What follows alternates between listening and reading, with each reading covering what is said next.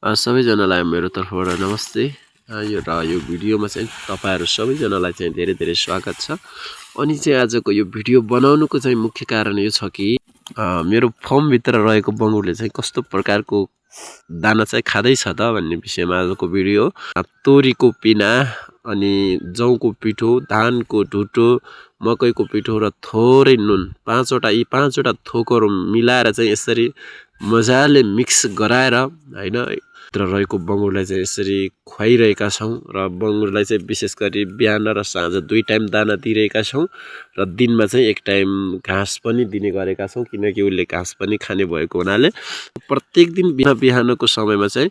उलाई चाहिँ क्याल्सियम लगायत अन्य भिटामिनहरु चाहिँ प्रत्येक दिनको चाहिँ बिहान चाहिँ उलाई चाहिँ भिटामिन पनि दिने गरेको छु र यसरी चाहिँ जुन भिडियोमा देखिराख्नु भएको छ यसरी नै चाहिँ दाना मिक्स गराएर चाहिँ खुवाइरहेका छौं र यसरी चाहिँ दिनमा 2 टाइम यसरी मिक्स गरेर मजाले बनाएको दाना चाहिँ खुवायौं भने बङ्गुर राम्रो तरिकाले वृद्धि हुने देखिएको हुनाले